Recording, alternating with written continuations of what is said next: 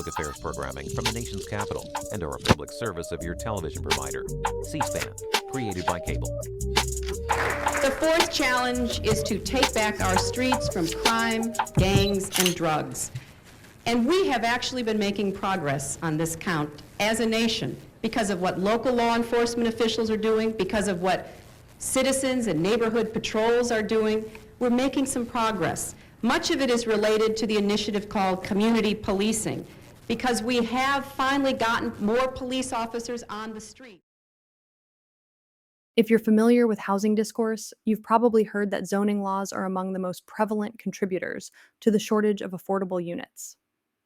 Amid post-2008 affordable housing debates, zoning laws have come under scrutiny for promoting exclusionary practices that reinforce racial and class segregation. Critics contend that these regulations have, among other things, resulted in limited housing supply and inflated prices, precluding many Americans from eligibility for homeownership.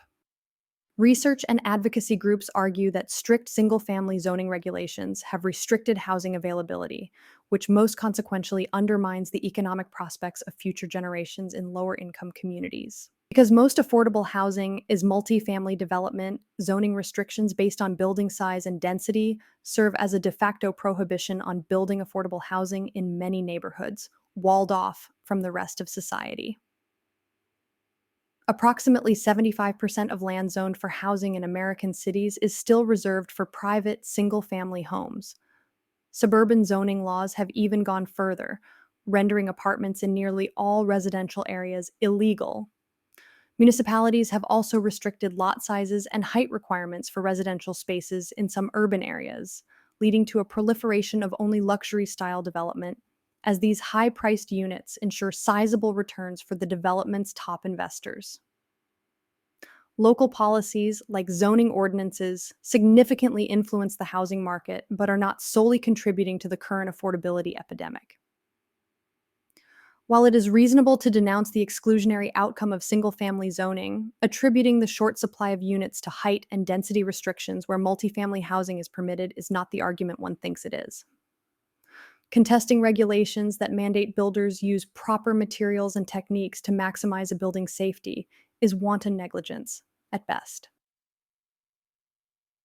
It has been observed that the invocation of safety within the larger framework of a given neighborhood has been employed as a tool of subjugation. This practice is not uncommon and has been known to be a powerful weapon in such contexts. The built environment encompasses public land use decisions and design standards, addressing issues such as crime reduction. Private land use decisions made by developers and landlords who create spaces catering to their preferred tenants also influence it. These preferences are mirrored in the cost of owning or leasing the property. Unfortunately, discrimination in the housing industry is legitimized under the guise of the free market. This leads to the exclusion of approximately half of the renter population from most newly constructed residential areas, indicating that our communities are not designed to accommodate these individuals and families. Vulnerable populations overrepresented in homelessness and violent crime data may find these areas to be incredibly unsafe.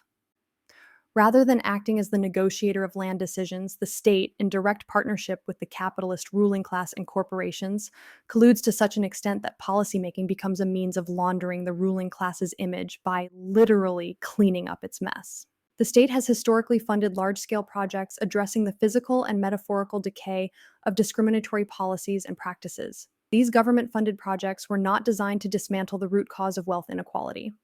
Instead, under the guise of community redevelopment, these programs methodically displace members of disparate communities.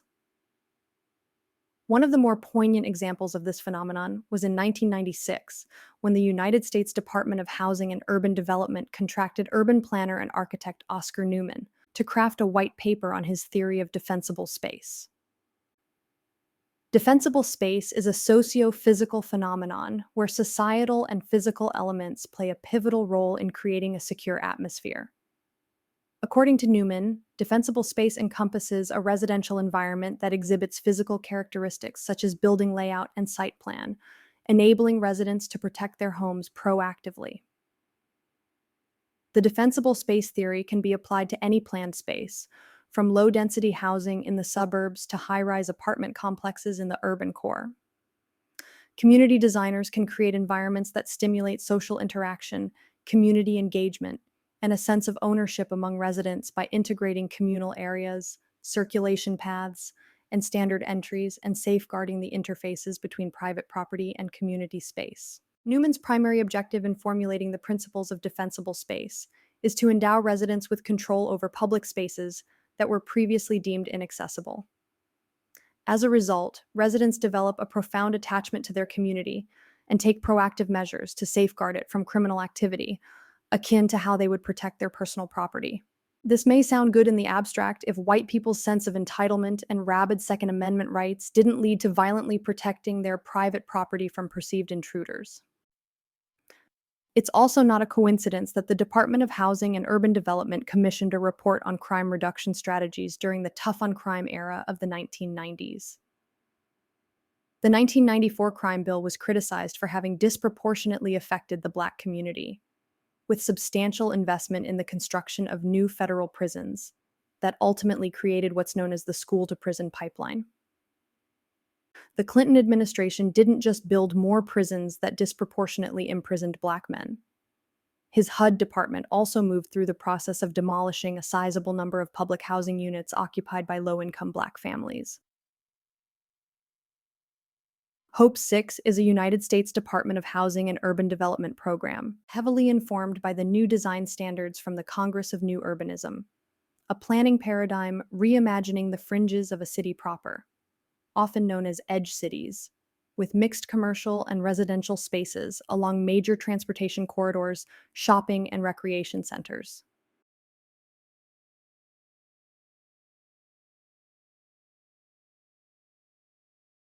The HOPE 6 program replaced distressed public housing with mixed income developments and offered some original residence vouchers to find housing on the private market. Distressed public housing was mainly located in low-income, majority Black neighborhoods. Although the program aimed to reduce concentrated poverty, it only further segregated these neighborhoods and contributed to the dubious phenomenon of high crime in Black communities. Henry Cisneros, then Secretary of Housing and Urban Development, described the HOPE 6 program as the last gasp for public housing. Instead, the program served as a regulatory guide to destroying a large portion of public housing stock, as was the case for Chicago's Cabrini Green community. The Cabrini Green complex stretched from Chicago Avenue to north of Division Street. The units were built in stages between 1941 and 1962, starting with the Francis Cabrini row houses, consisting of 586 units in 1942, followed by the Cabrini Extension North and Cabrini Extension South. In 2000, the THA pledged to construct at least 700 housing units, replacing only a portion of the units that had been demolished. The THA proceeded to renovate 150 dilapidated Francis Cabrini row houses, situated south of Oak Street, north of Chicago Avenue, west of Hudson Avenue, and east of Cambridge Street, which continue to be inhabited. In 2012, residents were informed that Quiche reneged on its objective to keep Cabrini Green's nearly 600 row houses as public housing units. Under the new plan, only a quarter of the renovated units would be public housing and the rest would be mixed income housing. Most residents were wholly displaced from their communities because of the HOPE 6 program. Feigned threats of safety have become an unacceptable yet normalized form of racism. White people observe the cycle of violence that exists in the Black community from a deliberate distance. There is no law prohibiting the process of white people encroaching on Black communities when the state is doling out funding for state-sponsored gentrification projects under the guise of revitalization. Specific individuals fail to recognize that the presence of segregation within society is a direct result of the enduring aftermath of discriminatory housing policies.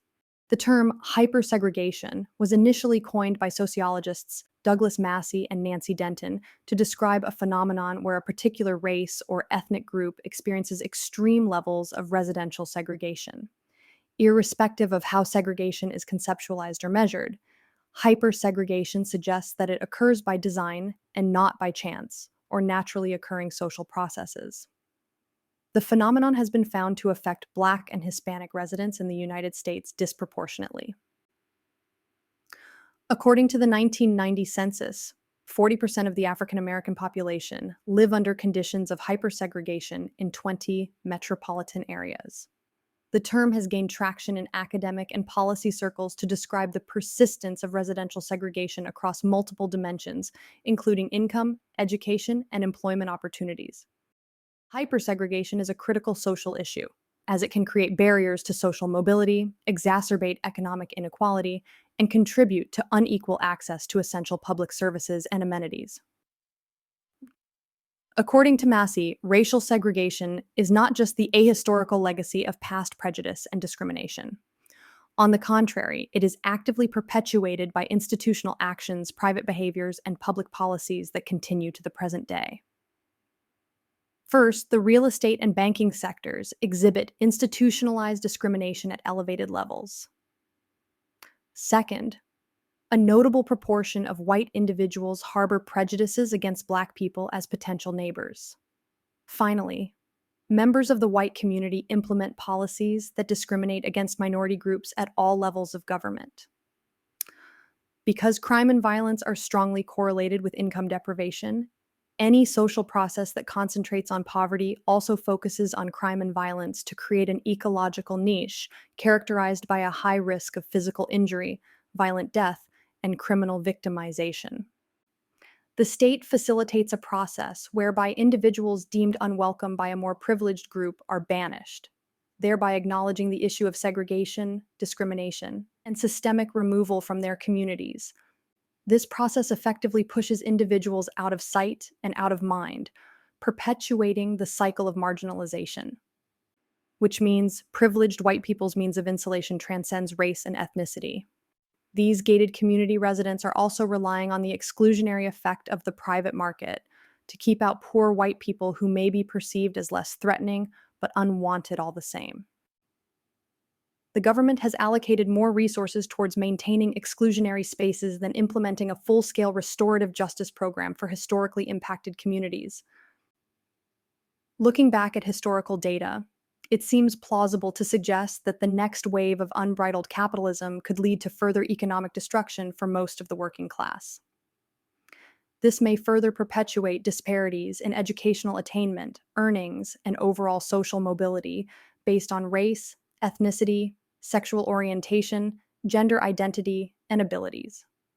The onus falls onto white people, especially those pursuing social and economic justice for all workers and renters, to dismantle white biases, thinly veiled as a sense of safety in organizing spaces.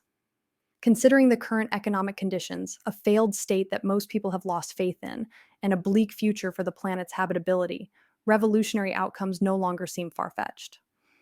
Moving forward, it is essential to ensure that class solidarity and intersectional organizing remain central to the working class's revolutionary goals.